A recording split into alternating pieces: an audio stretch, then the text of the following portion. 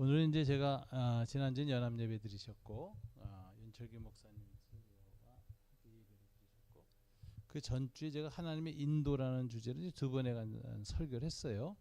오늘은 이제 종합적으로 정리한 이야기인데 반복되는 부분도 있지만 하여튼 총정리입니다. 그러면서 이제 강의식으로 좀 진행을 할 거예요. 설교라기보다는. 자, 하나님의 인도 7가지 원리를 제가 말씀드리는데 우리가 이제 인생의 갈림길에 설 때마다 중요한 선택을 할 때마다 또는 무엇인가를 새로 시작할 때 우리가 하나님의 인도하심을 잘 배워야 합니다. 하나님은 가이드이시고 또 동시에 트레이너이세요. 그 가이드이실 뿐만 아니라 중간중간에 이끌어 가시면서 험한 길로 일부러 끌고 가시거든요. 그 이유가 트레이너이기 때문에 우리를 강하게 하기 위해서. 그 다음에 그런 것들을 통해서 티처를 가르치십니다. 그래서 이렇게 가이드이시고 트레이너이시고 티처이신 하나님의 인도를 잘 받을 때 인생이 성숙해진다. 생각과 판단 그리고 모든 결정들이 아주 성숙해진다 하는 것을 제가 말씀드리고 싶습니다. 하나님의 인도를 잘 받기 위해서 제일 먼저 중요한 것은 첫 번째 원리입니다. 나타났죠? 지우개로 지우라.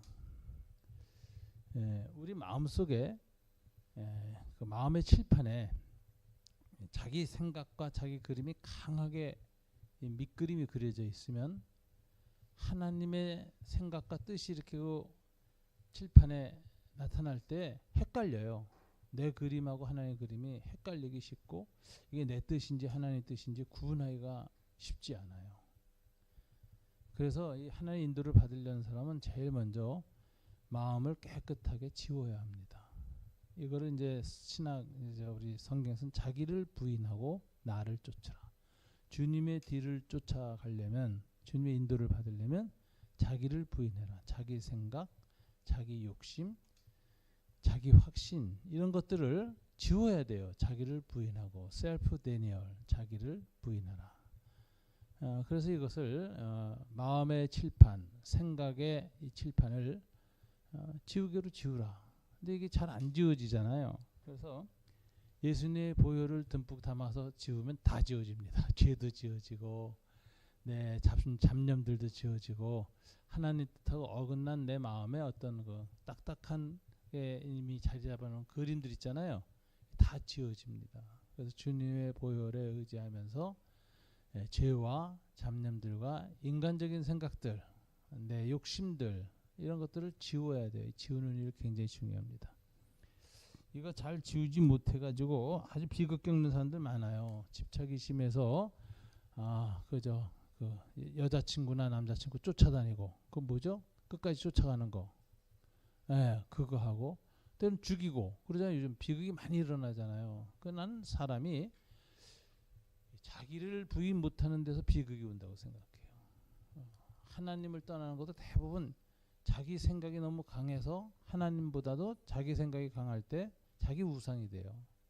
그래가지고 주를 떠나게 되죠. 근데 인간관계도 다 중요해요. 그 자기 부인이 참 안 되면 힘듭니다. 그래서 이제 이혼하는 경우도 다 보면 양쪽이 정말 자기 부인을 못해. 어느 한쪽이 아주 그 고착된 집착을 드러낼 때 상대방이 못 견디죠. 그래서 이제 인간관계나 모든 것은 자기 부인을 잘하는 사람이 커지고 인간관계도 생각도 넓어지고 새로운 생각도 할 수 있고 새로운 길도 열립니다. 그래서 자기 부인을 잘해야 돼요. 셀프 데니얼. 그래서 주님이 나를 쫓아오려거든 자기를 부인하고 이랬잖아요. 이게 중요합니다. 자기 부인하고 주님을 쫓아야 됩니다. 저는 그 부분에서 성공한 사람이에요. 남의 부인하고 주님을 쫓은 적이 없어요. 아재 개그입니다. 이런 아재 개그가 좀 웃어줘야지. 아무리 여러분하고 안 맞는 개그래도 자기 부인하고만 평생 주님을 쫓는다. 아주 중요합니다. 자기 부인. 그래서 지우기로 지우라.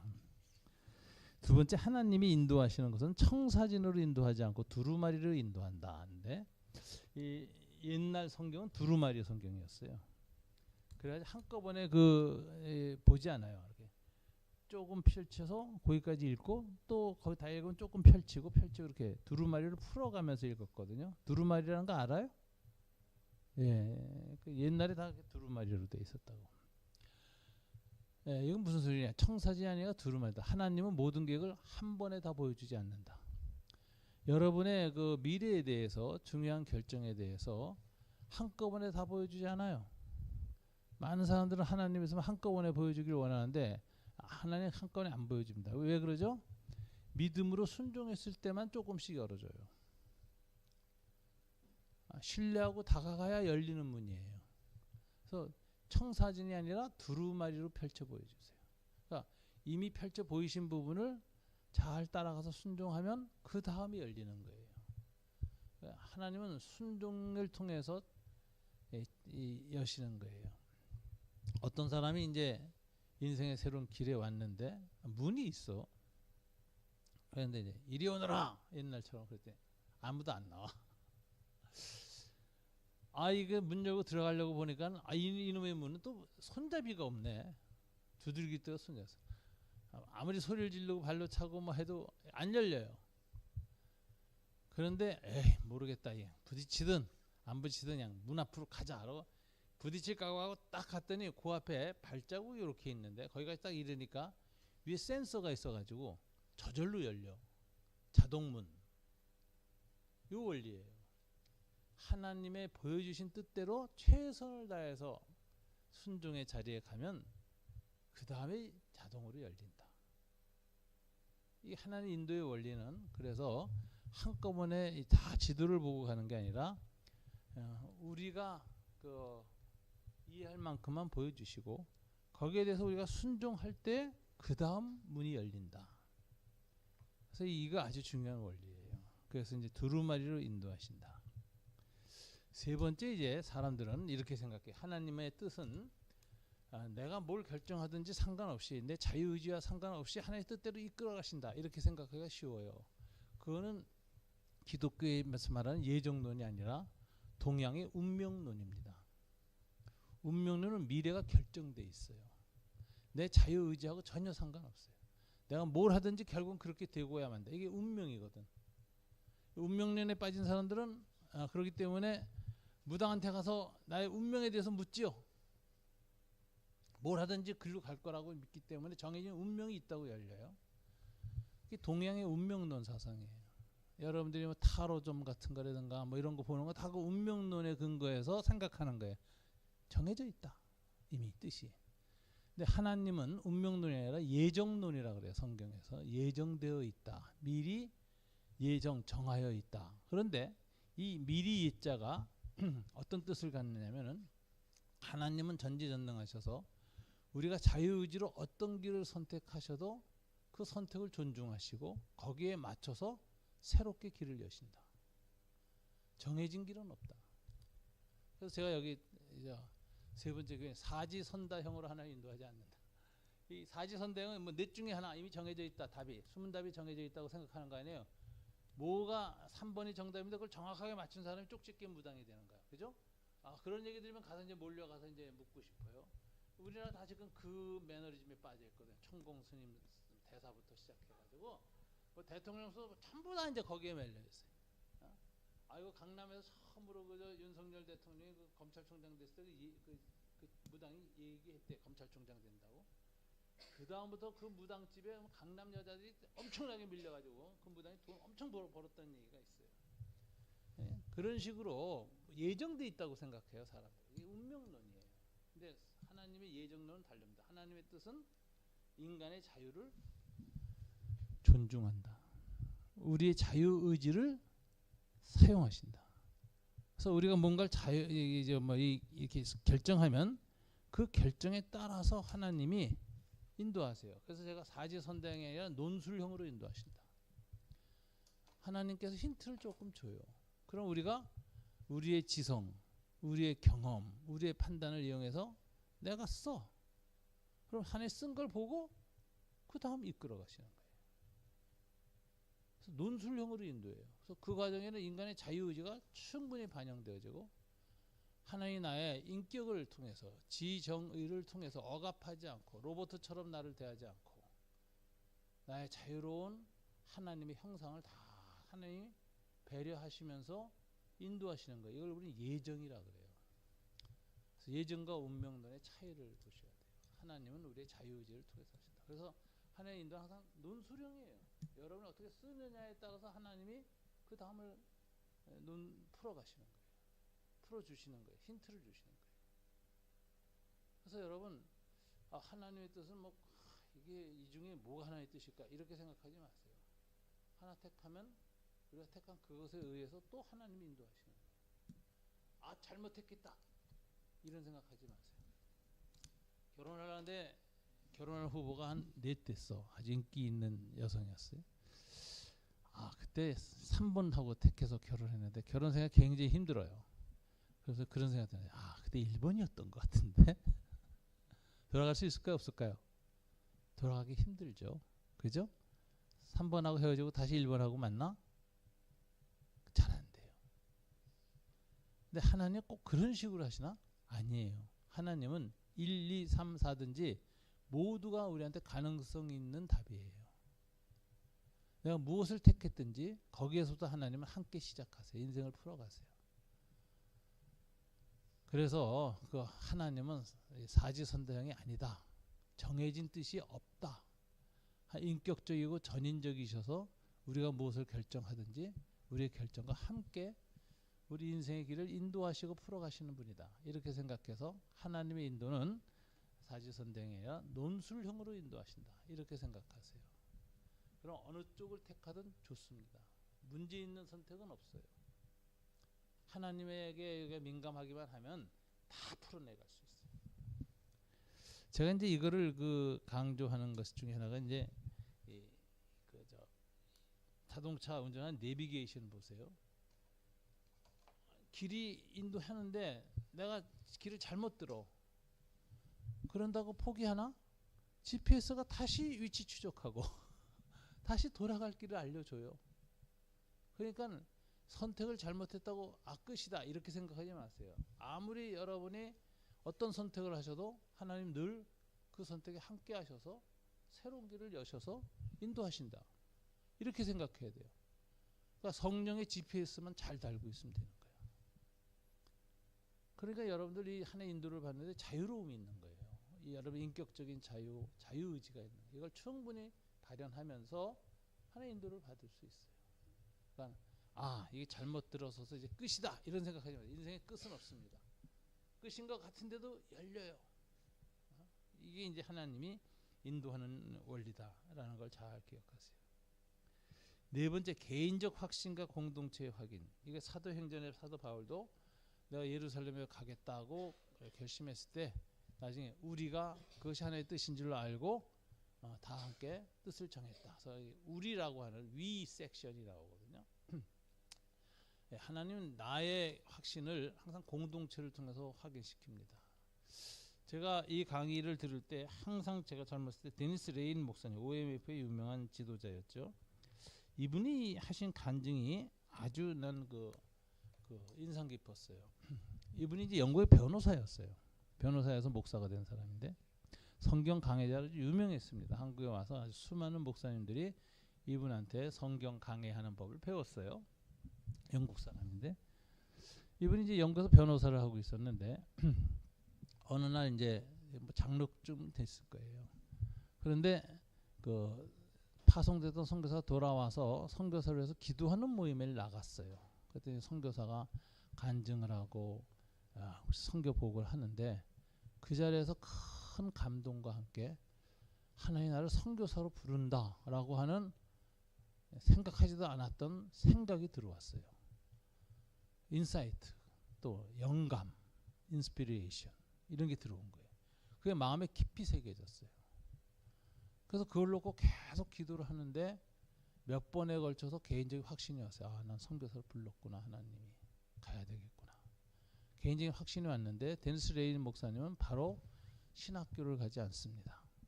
뭘 하냐면 기도를 시작해요. 우리 아내가 내가 이 말을 하기 전에 먼저 선교지로 가자고 말하신다면 가겠습니다. 가정 공동체, 아내에 통한 하나님의 공동체적 확인을 구했어요. 그로부터 몇 년이 지났어. 3년 됐다 그러더라고. 부인이 어느 날 그 또 선교사 부인들 모임에 갔다 왔어요. 와서 그러더래. 여보, 아무래도 하나님이 우리 부부를 선교사로 부르는 것 같아. 그러자 데니스 레인 목사님, 여보, 내가 그 말이 오기를 3년을 기다렸어. 그리고 3년이 자기 경험을 나눠가지고 부부가 둘이 신학교에 입학합니다. 3년간 신학 수업을 하고, 그 다음에 OMF, 옛날에 차이나 일랜드 미션이라고 허슨 테일러가 중국 내지 선교회를 했다가 중공군이 장악을 하는 바람에 다 쫓겨나서 오버시 미션 펠로우십이라고 해외 복음 선교회 이렇게 만들어서 동남아시아 일대에 미얀마서부터 이렇게 다 일대에 복음을 전하면서 중국이 다시 문이 열리면 다 들어갈 준비를 하는 그런 활동들을 하는 것이었어요. 그 선교회인데 그 선교회에 가입을 합니다. 본부가 싱가포르에 있어요. 그래서 거기서 준비를 하시고 이분들이 이제 한국에 와서도 많이 도전을 했는데 저는 그분 원리를 보고 배운 게 있어요. 개인의 확신이 아무리 강해도 가정 공동체나 교회로부터의 확신이 필요하다. 그래서 홀로 가는 게 아니라 부부가 함께 확신에 가졌고 그리고 부부의 확신은 교회가 받아들여서 교회가 주님의 뜻을 해서 그 섬기던 교회에서 그분을 파송합니다. 그렇게 해서 하나님의 뜻을 개인적 확신으로만 확 가지 않고 공동체의 확신이 있을 때까지 기다려요. 그래서 저 위 섹션이라고 그래서 인생의 I 섹션이 아니라 위 섹션이 열려야 돼. 모든 교우들이 함께 하나님이 저분들을 우리들을 보낸다 라는 공동체적 확신이 있어가지고 함께 기도하면서 보내는 거예요. 이렇게 되면 가 있는 동안에도 내내 함께 기도하게 되고 또 물질도 함께 보내게 되고 돌아와서 보고도 하고 이게 펠로우십이 일어나요. 그래서 그 교회가 선교지와 연결이 돼요. 그러면서 교회는 성숙하게 성장한다. 교회도 선교지 현장하고 연결이 안 되면 공동체 내부의 논리나 내부의 분위기에 빠져들어요. 그래서 이너 소사이어티가 돼요. 아우리치가 안 돼요. 바깥으로 못 나가요. 열림이 없어요. 닫힌 공동체가 돼요. 그래서 교회는 끊임없이 선교사들하고 같이 정보, 지식, 삶을 공유하면서 현장의 소리를 들어야 한다. 이번 주에는 금요기도회 때 이태원 가족이 왔잖아요. 그 부모들 중에 다 그리스도인들도 있었거든. 그들이 겪었던 고통과 아픔과 기도와 이런 걸 교회가 초청해서 함께 기도하고 들음으로써 교회는 삶의 현장, 아픔의 자리, 복음의 위로가 필요한 자리에 함께 쓰는 거죠. 이런 교회가 열린 교회예요. 끊임없이 열어가야 된다. 그래서 이 위 섹션이 인생에 열리는 게 아주 중요합니다. 그래서 이제 공동체 확인 이걸 끊임없이 있다. 공동체의 몸의 동의 과정이 필요하고 머리이신 예수 그리스도는 몸, 교회와 지체, 성도들의 통일성을 이루며 인도하신다. 그래서 교회와 지체들의 동의를 얻는 거 굉장히 중요합니다. 그래서 이제 평소에 기도하던 사람들한테 기도 부탁을 하고 함께 교제하던 사람들, 특별히 펠로우십이 있죠. 뭐 우리 교회 안에서 이제 교인들 전체일 수도 있고 또는 목장일 수도 있고 여러분 청년부일 수도 있어요. 여기서 항상 기도 제목을 얘기하면서 함께 기도하면서 오는 응답이 있어요. 그 응답을 구하고 가는 것입니다. 자, 5번째 첫날 설교 제목이죠. 드로아에 머물라. 집착을 가지고 아시아로 가려고 했는데 하나님이 막으시니까 어디로 갔죠? 드로아 항구로 갔죠. 거기서 그리스 사람의 비전을 보게 됩니다. 그래서 마케도니아의 환상을 보고 이제 소아시아 전도를 끝내고 바울이 유럽 전도로 방향을 바꾸는 놀라운 역사적 사건이 일어나죠. 이때 중요한 것은 드로아로 내려갔다는 거예요. 자기가 고집하고 집착했던 곳에서 벗어나서 아까 자기 부인하고 똑같아요. 지우기로 지우는 거하고 자기 부인이 되니까 이제 떠날 수 있는 거죠. 집착이 사라지고 그래가지고 이제 중립적인 장소로 딱 갑니다. 그러면 하나님의 인도가 시작됩니다. 그날 밤에 꿈에서 마케도니아 사람이 바울을 부르는 환상을 보게 됩니다. 드로아로 갔을 때만 그 환상이 와요. 심판이 모든 권투 경기 같은 데 보면 한쪽에서 막 때려서 그로기 상태가 됐잖아요. 심판이 스톱합니다. 이제 카운트 하려고. 그러면 때리던 사람이 어디로 가야 돼요? 중립콘으로 가야 돼요. 안 가면 카운트를 안 세요. 중립으로 가 있어야 1, 2, 3 해가지고 10 하고서 이제 케어 이렇게 되는 거예요. 중립 코너로 가 있으면 심판이 이걸 안 세요. 똑같아요. 들어와로 가야 다음 인도가 시작된다. 그래서 이제 이 들어와로 간다. 이걸 아주 잘 우리가 생각해야 돼요. 하나님 어디든지 가겠습니다. 어느 곳이든 가겠습니다. 어느 곳이든지 순종하겠습니다. 이렇게 할 때 하는 거예요. 이럴 때 이제 하나님이 여러 가지 방식으로 인도하시는데 어떤 사람은 그 오디오형이 있어요. 귀로 음성이 들려요. 하나님의 음성이 무슨 음파가 있어가지고 내 고막을 진동시켜서 뇌가 듣게 될까요? 그렇지 않습니다.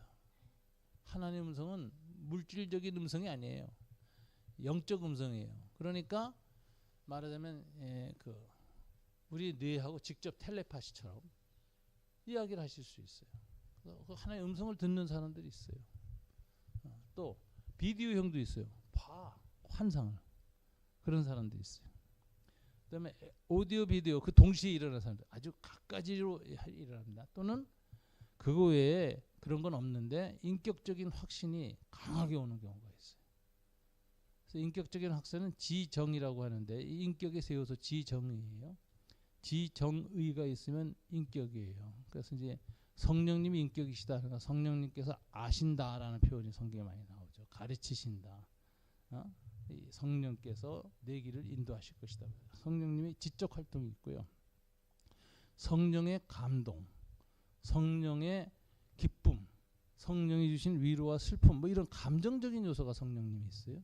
뿐만 아니라 거듭난 의지, 우리의 의지를 새롭게 하시고 강하게 하시는. 그래서 이건 하나님이 주신 확신이 새롭게 막 일어나고 그러는 경우가 있어요. 이런 게 이제 지정의라는 인격적 방식으로 성령이 인도하시는데 신비한 방식이든 인격적 방식이든 다 인도를 하십니다. 그런데 이제 우리 하나님의 음성을 듣는다거나 환상을 본다는 사람들이 조심해야 되는 게 그게 자기 비전일 수 있거든. 자기의 영적 현상. 인간은 하나님의 형상으로 지어져서 죄를 지어서 하나님과의 통신은 끊어졌지만 영적인 감정이 있어요. 육감이라는 게 있어요. 식스 센스가 있다고. 그래서 귀신도 보는 거야. 무당이. 하나님은 못 보지만 귀신도 보고 죽은 사람과 접촉도 일어나고 이런 걸 신비현상을 가질 수 있는 게 육감이에요. 또는 텔레파시 같은 것도 작동하고 신비한 현상을 볼 수 있는 능력이 인간 안에 있어요. 이미 하나님의 형상, 영적 존재로서의 영적 능력이 내재되어 있어요. 여기 하나님과의 교신만 끊어졌지 다른 방면으로는 계속 이게 작동할 수 있어서 수련하면 이거 굉장히 발전됩니다. 제가 읽은 책 중에 트래블러스라는 책이 있었는데요. 그 마이클 크레이턴이라고 주라기 공원이라는 영화를 만들고 영화 시나리오를 쓴 사람이 썼어요. 그 세계적인 이제 작품이 됐는데 굉장히 재미나요. 1부, 2부로 되는데 1부는 이 사람이 세계 5지를 여행 다닌 이야기야. 여행담, 트래블러스니까 여행자. 2부가 특이합니다. 2부는 전 세계 심령술사들을 만나러 다녀. 그래서 귀신과 죽은 자의 세계에 여행을 가. 그래서 그게 참 재미나요. 영국의 런던에 왕립 심령술사 학회도 가고 뭐 네팔도 가고 전 세계의 이 도튼 사람들은 다 만나러 다녀. 힌두나 이쪽에. 그래서 경험한 게 많은데 내가 그거 보고서 아주 좀 특이했던 일은 그 심령의 고수가 1년에 한 번씩 캘리포니아 같은 데서 이제 세미나를 열어요. 참가병이 1인당 10,000불, 100,000불씩 해. 근데 세계적인 거부들이나 돈 있는 사람들이 호기심 때문에 그 세미나 참석해서 수련을 받아요. 여러 가지 수련을 하는데 그 수련 중에 하나가 인간이 하나님의 형상으로 지음받은 피조물이죠. 근데 천하 만물도 하나님이 지으셨죠. 창조주. 이게 둘 다 피조물이랑 공통점이 있어요. 그래서 피조물과 피조물 사이에는 하나님의 피조물로서의 뭔가 유니티가 있다고 보는 거예요. 그래서 자연과 인간이 교감할 수 있다고 믿는 게 일반적으로 그 아시아 영성입니다. 그래서 돌, 나무, 새, 짐승들과 대화하는 사람들이 나와요. 그런 얘기 들어봤어요? 신기한 얘기 많이 나오죠. 서프라이즈 사건에 많이 나오잖아요. 테러에서도. 그거 수련하는데 그래서 이제 사물과 수련이 대화하는 법을 가르치는 세미나에 참석했어요. 마이클 크레이튼이. 그래서 이제 하나씩 주제를 그 세미나 장소에 정해가지고 이제 일주일간 마주 앉아서 이제 쳐다보면서 대화를 시도하는 그런 훈련이에요. 어떻게 하면 이 하나님이 만드신 천지 만물과 교감할 수 있을까 하는 그 교감력, 자연과의 교감력을 키우는데, 자기는 그 집 현관 앞에 선인장이 하나 있었는데 아주 못생긴 선인장이 있었대요. 그것과 교감하기로 이제 연습을 한 거예요. 일주일 내내 들여다보고 가르쳐 준 대로 정신을 집중하고 마인드 컨트롤을 하고 뭐 별별 뭐 묵상 명상 다 하고 요가를 하고 해도 뭐 아무런 교감이 없었어. 그래서 끝났어요. 그래서 이제 짐 싸갖고 돈 버렸다 그러면서 이제 나오면서 현관을 나서면서 선인장을 보고 그랬대요. 잘 있어? 그랬대. 근데 갑자기 잘 가 그러더래. 깜짝 놀랐대요. 그리고 끝. 그런 이야기도 하고. 그러다 이제 비전 보는 이야기. 사람들의 그 영성은 영혼이 있어서 가지고 이 뇌파가 있고 주파수가 있습니다. 근데 그 주파수와 파장, 불꽃 파장이 사람마다 다 다르대요. 까맣게 차분한 파란색인 사람도 있고, 붉은빛이 막 이렇게 붓고 올라오는 사람도 있고, 뭐 무지개처럼 터지는 사람도 있고, 폭탄 터지는 사람, 그 종류가 다 달라요. 그걸 갖다 오라를 본다 그래요. 그 사람의 빛을 본다는 거예요. 옛날에 도사들이나 석가모니 보면 뒤에 후각 나오죠.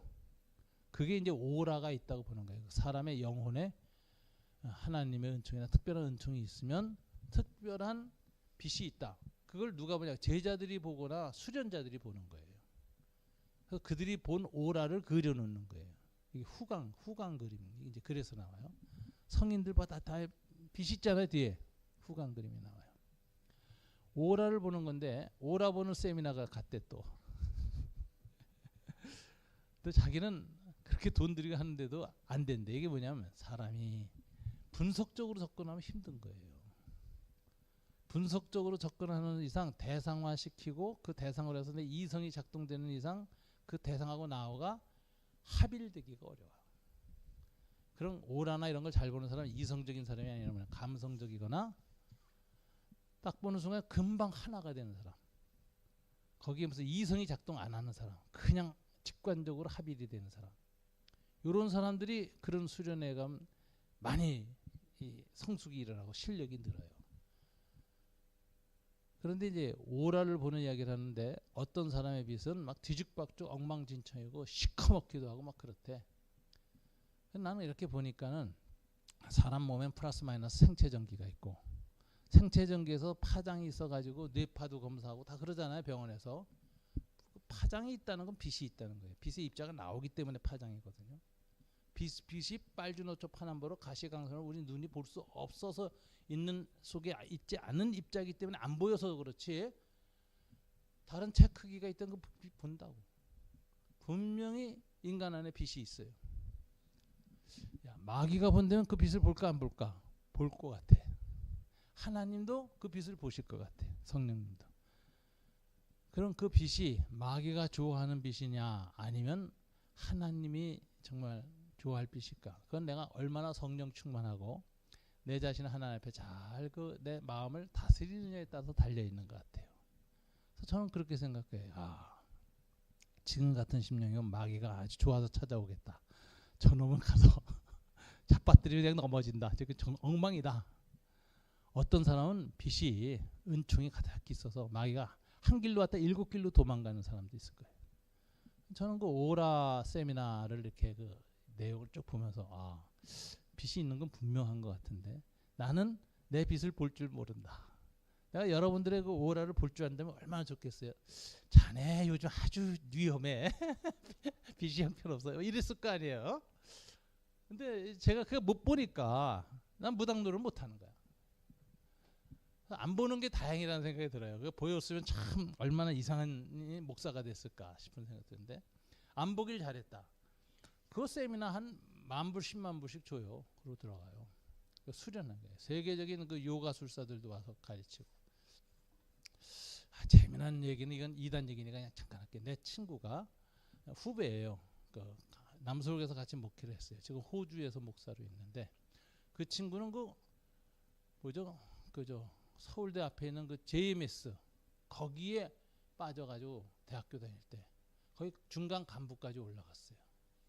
이 친구가 겪은 경험을 나한테 얘기해 줬는데 나 깜짝 놀랐어요. 아, 나 그 친구 저 산후교에 있을 때 강사를 한번 불러서 2단에 넘어가서 겪은 경험을 돌아오는 이야기를 딱 해서 굉장히 유익했는데 어느 부분에서 아, 내가 잘못 불렀네 이런 생각이 들 정도로 희한한 얘기를 하더라고. 그 정명석이가 한밤중에 이제 간부들을 자기 사람 만들기 위해서 이제 그 영적인 힘을 쓰는 거예요. 부른대 전화로. 그래서 딱 전화를 받고 나면 지금부터 2시간 후에 자지 말고 그 기다리고 있어라. 내가 네 영혼을 데리고 어디로 가겠다. 그래서 앉아 있는데 2시간 후에 자기가 자기 몸을 떠나는 체험을 해요. 유체 이탈. 임사 상태에서 그런 경우 많이 해요. 죽은 사람이 자기 몸을 내려다보는 거죠. 자기 몸을 둥 보고 자기가 떠나더래요. 그리고 숭실대학교 정문 앞에서 딱 가더래요. 그랬더니 임사 체험을 해서 그 영이 떠난 사람들이 같이 간부들이 많이 모여 있더래. 거기서 체험을 하는데 이게 영이라는 게 돼요. 몸을 거꾸로 돌려서 이렇게 뒤로 360도 돌려서 내 발바닥을 앞에서 본대. 그런 체험을 하고 돌아오면 완전히 JMS가 구세주가 되는 거예요. 그래가지고 자기가 중간 간부까지 올라갔는데 그런 신비 체험을 정명석이 통해서 많이 했다는 거예요. 그러면서 그 친구는 그래요. 그 목사님은 정명석이는 마귀가 아주 센 놈이 붙어있는 사람이라고. 그냥 일반 목사나 사기꾼이 아니라고. 제가 경험한 보면 저거는 완전히 귀신 대마귀가 붙어서 영적 현상을 일으키는데 깜짝 놀랄 정도래. 자기가 성령 받고 나서 겨우 회개하고 이래가지고 풀려났다고. 이젠 그런 현상이 안 일어난다고. 뭐 그런 얘기도 하더라고요. 자, 제가 지금 무슨 얘기를 하느냐. 영성적 분별의 방법이 달라스 윌라드에게 있어요. 나의 소리나 나의 비전을 보는 것보다 하나님의 비전, 하나님의 소리를 들으면 차이가 있어요. 자기 암시에 걸리는 게 아니라 차이가 있어요. 하나님의 권위가 나타나요. 창조주의 권위. 그 다음에 창조주의 그가 우리 마음을 다스릴 때 주는 평화가 있어요. 샬롬. 하나님이 다스릴 때 항상 평강이 임하거든요. 하나님의 평화. 세 번째, 하나님의 피조 조물주의 권위와 평화가 임하면서 나는 피조물이라는 인식이 더 뚜렷해져요. 그래서 하나님께 경배를 드리게 돼요. 예배를 드리게 돼요. 참된 예배가 회복된다. 이게 영성을 분별하는 방법이에요. 아니면 인간이 수련을 많이 해서 자기 안에는 아트만 하고 우주에는 브라만.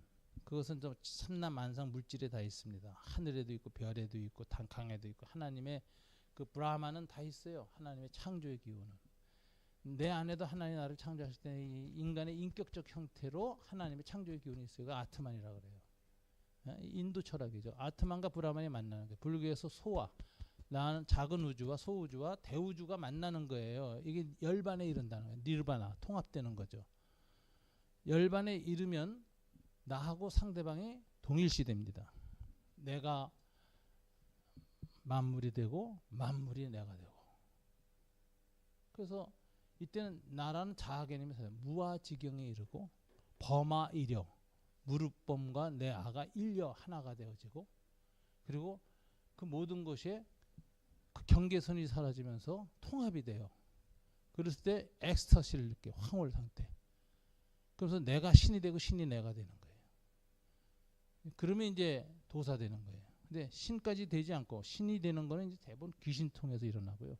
신이 되지 않고 내가 우주가 되고 우주가 내가 되는 게 자연 종교, 도교, 불교, 인도 자이나교 뭐 이쪽에서 다 일어나는 현상이에요. 그 체험을 하거든요. 그 체험을 하면은 뭐 굉장한 스피리추얼 엑스타시를 경험합니다. 그러나 예배는 안 생겨요. 내가 높아져. 내가 넓어져. 내가 커져. 이게 도인이 되는 거예요. 초인이 되는 거죠.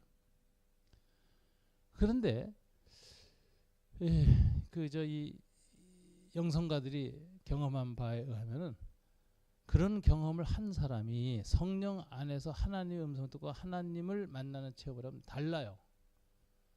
나하고 상대방이 통합이 돼서 경계선이 없어지는 것이 아니라 그분은 창조자시고 나는 피조물이라는 질적 차이가 더 뚜렷하게 느껴져. 그리고 그분의 창조주의 권위가 더 강하게 느껴져. 창조주 하나님, 나의 주, my Lord. 그리고 마음에는 죄 지은 인간이 하나님을 만나면 다 공포와 두려움, 죄에 대한 죄책감에 살 텐데 그걸 하나님이 예수님의 보혈을 통해서 다 용서하셨기 때문에 이전에 죄인으로서 누리지 못했던 평안, 그걸 다시 회복해요. 평안이 그리스도 예수의 평화가 크게 임해요. 그러면서 그때 저분은 창조주시고 나는 피조물이라는 인식이 있고 중간에 죄가 없어져서 하나님과 나가 하나가 되었지만 이게 성령 안에서라 in Holy Spirit, 성령 안에서 하나님과 우리가 하나가 돼요. 예수 안에서 하나님과 우리가 하나가 돼요. 그러나 질적 차이는 뚜렷이 느껴요. 죄는 없어지고 그럼에도 불구하고 창조주와 피조물의 질적 차이가 느껴져서 나타나는 현상이 뭐냐? 예배를 드린다는 거예요. 창조주 하나님을 온 천하 만물이 찬양하는 것처럼 예배를 드린다. 그래서 이 스피리추얼한 소리나 환상을 볼 때 예배가 회복되면 그건 성령의 역사예요. 예배가 회복되지 않고 내 자아가 강해지면 그거는 인간의 자아 수련이야. 거기에다 귀신까지 붙으면 또 다른 신을 만나게 되면 신이라고 내가 신이라는 착각을 하게 되면 그거는 이제 귀신 붙은 거예요. 인간의 영성의 단계거든요. 그러니까 참 여러분들이 이걸 잘 아셨어요. 달라스 윌라드가 얘기한 하나님을 만난 영성가들의 참된 영적 분별, 권위, 평화, 경배, 이걸 잘 준비했어요. 저도 성령이 충만할 때 보면 딱 그냥 찬송이 나와. 저는 타고난 음치거든. 저는 일상 동안 사역할 때 말씀 설교로 은혜 끼치고 찬송으로 다 까먹는다. 교인들이 그랬어. 음치.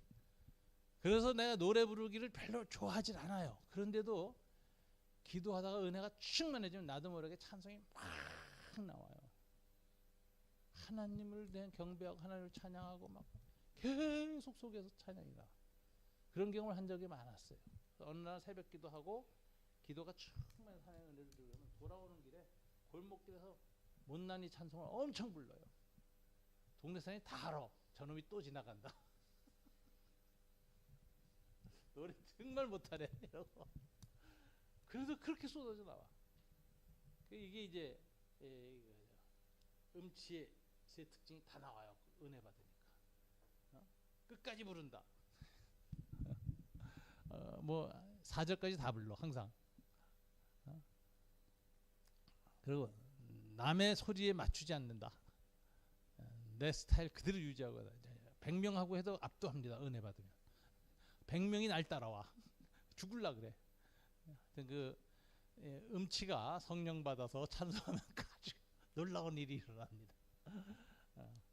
음치는 세세는 자기 음이 약하기 때문에 남의 소리에 따라가거든요. 그런데 은혜 받으면 뭐 얼마나 강해지는지 하나님 찬양하는데 뭐 그냥 뻗쳐나가요. 그냥. 이제 여러분 그 예배가 회복된다 이거죠. 자, 지난번에 이제 이미 얘기했어요. 두 번째, 인격적 헌신과 결단이 우선순위다. 심령의 매임을 받아라고 했어요. 이게 미래 예고, 길흉보다 더 중요한 우선순위였어. 사도 바울은. 그래서 내 주의 뜻대로 간다. 그랬는데 성령께서 이 아가보라는 사람을 통해서 바울의 허리띠를 갖다 자기 몸을 묶고 바울이 예루살렘 가면 이렇게 된다. 환난과 기다린다는 수많은 예언이 있었죠. 기흉의 예언이 있었는데 하나님은 기흉으로 얘기하시는 거야. 흉한 대로 가지 말고 길한 대로 가자. 이렇게 생각하기 쉬운데 기흉보다 더 중요한 것은 하나님이 주신 거룩한 인격적인 이끌림, 생각과 감정과 의지를 통해서 하나님의 이끌림을 받을 때 그것이 더 하나님의 인도를 받는 우선순위다. 인격적인 이끌림. 인격적인 이끌림은요, 평소에 우리 인격이 하나님 앞에서 교감하는 훈련이 많이 돼야 돼요. 이걸 자주 할수록 이게 빨라져요. 평소에 큐티가 굉장히 중요합니다. 큐티는 하나님의 뜻을 알고 하나님의 거룩한 감정을 느끼고 그래서 찬양도 하고 기도도 하고 그 다음에 우리의 뜻을 꺾잖아요. 주여 내 뜻대로 마시고 주님 말씀대로 하겠습니다. 이렇게 지정의로 하나님의 인도를 받는 훈련을 꾸준히 한 사람이 인생의 중요한 결단을 내릴 때 탁 이끄시는 경우가 있어요. 이게 바울의 케이스죠. 7번째, 지도와 내비게이션. 하나님은 지도를 인도하지 않고 내비게이션을 인도한다. 지도만 주고 네가 알아서 가. 그러면 우리가 갈 길 헷갈리고 집 못 찾는 경우가 많잖아요. 근데 내비게이션이 있으면 어떻게 돼요? 위치 추적이 되잖아요. 위에서 GPS하고 교신돼서 위성에서 하나님과 나의 위치 사이에서 지도를 보고 내 위치를 찾고 갈 길 알려줄 수 있도록 인도해 주시는 분이 계세요. 누구죠? 성령님. 성령님이 인도를 받는 거예요. 그래서 우리는 내비게이션으로 인도받는 영적 존재예요. 하나님의 성령의 감화 감동이 굉장히 중요합니다. 그래서 성령의 감화 감동 속에서 인생 지도를 볼 줄 알아야 돼요. 일상적인 인도와 비상한 인도가 있는데 일상적인 인도에서는 대체로 하나님께 물으면 어떤 사람은 파란불이 들어와요. 계속 가라. 잘 가고 있다. 어떤 때는 아무 불이 안 들어올 때 있어요. 여러분 불이 안 들어올 때는 어떻게 하라는 거죠? 하나님이 keep going. 계속 가라는 뜻이에요. 하나님 아무 말 안 할 때는 하나님이 개입 안 해도 그래 그냥 계속 가. 매번 나타나 그래 가 이러기 싫어. 하나님도 뭐 잘 가면서 자식 자꾸 쳐다보고 물어봐. 대답 안 할 때가 있어요. 그럼 대답 안 하시고 침묵하시면 keep going. 계속 하면 돼. 그러다가 잘못 갈 땐 딱 빨간불이 켜집니다. 오른편으로 가야 될 때 노란불 들어옵니다. 화살표도 나옵니다. 그러니까 일상적인 인도는 그냥 쭉 가고 일상적인 인도를 받을 때 하나님 앞에 하나하나 꼬치꼬치 빨간불 들어오는 거 확인하려고 하지 마세요. 그거 잘못하면 이상해집니다. 어떤 사람은 매일 아침에 일어나서 큐티하고 아침에 입고 나갈 옷까지도 하나님께 기도하고 입는데 오늘 아침에 하나님 파란 옷을 입으라 그러셨어. 이런 사람이 있어요. 우리 집사람 어렸을 때 다니던 교회 그 여자 친구인데 청년이었는데 장로님 딸인데 기도원 가서 기도하고 나서부터 이상해져가지고 매일매일 하나님 인도를 받는데 옷 입는 것까지 다 인도받고 아침에 가는 버스도 알려준대. 7번 버스 타라. 오늘 27번이다. 뭐 이런 식으로. 나는 그래서 그 얘기 듣고 그게 무당이지. 그게 무슨 예수쟁이냐. 저거 아무래도 저 귀신 만난 것 같다. 그런데 나중에 그 귀신 들림 현상이 나타나가지고 회개하고 기도하고 뭐 귀신 찢는 일하고 난리 났어요. 기도원 가서 하나님인 줄 알고 기도하다가 귀신한테 좀 씌었던 거예요. 그래서 하나님이 일상적인 인도를 하실 때에는 그 사람의 거듭난 지성과 감성과 의지를 통해서 인도하시지 그렇게 일일이 나타나서 뭐 오늘 하루하루 일상적인 것까지 다 질서에 안 해요. 하나님 그런 식으로 보지 마세요. 하나님은 우리의 일상적인 인격을 따라서 우리가 살아가시도록 놔두시다가 우리가 잘못 선택하는 위기일 때 딱 가르쳐 주세요. 그러니까 평상시에 하나님과의 인격적 교제, 인격적인 감동을 잘 받으세요. 하나님은 티처이시고 가르쳐 주시고 또 때로는 트레이너이기 때문에 험한 길로도 인도, 항상 평한 길로 이끌지 않아요. 험한 길로도 인도하세요. 험한 길로 인도하시고 그래서 우리 훈련시키세요. 그리고 주님의 길로 이끄시기 때문에 다윗이 말한 여호와는 나의 목자시니 나를 생명의 초장으로 인도하신다. 풍성한 삶으로 이끄십니다. 고난과 환난이 있어. 주의 지팡이와 막대기로 나를 이끄시나이다. 지팡이는 뭐에 쓰는 거죠? 양떼를 물으러는 늑대나 이런 게 나타나는 거 때리는 데 쓰는 거예요. 보호에 전능하신 능력에. 지팡이는 뭐냐? 내가 웅덩이에 빠졌을 때 이렇게 지팡이는 이렇게 양떼 지팡이 이렇게 끝으로 길잖아요. 그걸로 목이나 발이나 배를 걸어서 끌어올려줘요. 주의 막대기와 지팡이로 나를 안위하시나이다. 하나님께서 여러분의 인생에 목자가 되셔서 때로는 지팡이로 때로는 막대기로 여러분을 보호하시고 그리고 이끌어 가셔서 성숙한 삶을 살게 되기를 원합니다. 아까 말한 것처럼 잘못된 선택하다 아무 문제 없어요. 왜? 하나님 거기에 맞춰서 인도하시니까. 사지선댕이 아니라 논수령이시고 GPS가 작동돼서 또 새로운 길을 여시니까 괜찮은데 다만 제때 제 길로 인도를 못 받으면 시간 낭비는 좀 합니다. 인생 낭비는 좀 해요. 그래서 나는 그렇게 생각해요. 고효율이 항상 좋은 건 아니에요. 시간 낭비 안 하고 빨리빨리 제자리에 도착하는 굉장히 좋은 삶 같지만 꼭 좋은 건 아니에요. 왜? 중간에 헤매고 고난을 통해서 생기는 근육이 안 생겨. 성숙이 안 생겨. 그래서 늘 좋은 길로만 간다고 하는 것은 그리스도인이 너무 아니한 생각이에요. 하나의 인도를 받을 때는 험한 길도 있다. 그리고 인도도 하신다. 그래서 우리는 강해지기도 하고 이렇게 되는 그 특성이 있습니다.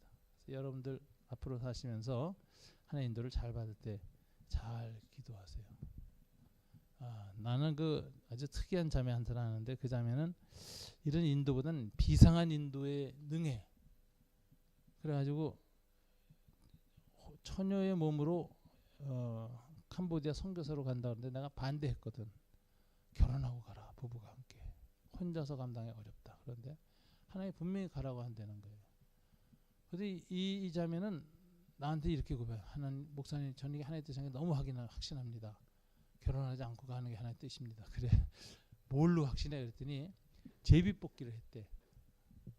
7번 던져서 탁 잡는 거. 7번 다 독신으로 가라는 쪽에 제비가 걸렸대. 7번을 했대. 그래서 내가 손들었어요. 가라. 지금까지 혼자 삽니다. 캄보디아에서 지금 이제 60이 넘었어요. 할머니가 됐죠. 가봤더니 완전히 캄보디아 할머니로 변해 있더구만. 그런데 이제 숙사 사역, 엄마 없거나 집이 어려운 아이들을 모아서 한 20명씩 어렸을 때부터 큐티 가르치고 영어 가르치고 뭐 이래 해가지고 그 캄보디아 국립대학까지 다 보냈더라고. 한 30명을. 평생 그 사역을 했어요. 굉장하죠, 사실. 가서 보면. 그런데 그 27살 때 갔는데 차연미 선교사라고. 항상 생각나요. 그렇게 특별하게 인도받는 사람도 있다. 제가 깜짝 놀랐어요. 자, 여러분, 하나님의 인도 7가지 원리 말씀드렸는데 이거 잘 기억해 두셨다가 활용하세요. 강의 안에 이렇게 되어 있으니까 종이로 받고 싶은 사람은 회장님한테 받아서 다시 복습하셔도 됩니다. 기도하겠습니다. 하나님 감사합니다. 우리 인생은 한순간 한순간이 결단의 시간입니다. 방향을 정하는 시간입니다. 날마다 새롭게 우리의 길을 갈 수 있도록 하나님 도와주시고 역사하여 주시옵소서. 늘 깨어서 기도하는 마음으로, 늘 내 지성과 감성과 의지가 하나님을 향한 마음으로 우리의 삶의 길을 갈 수 있도록 도와주시고, 내가 분별을 못할 땐 하나님 강하고 능하신 팔로 막대기와 지팡이로 우리를 이끌어 주시옵소서. 예수님 이름으로 기도드립니다. 아멘.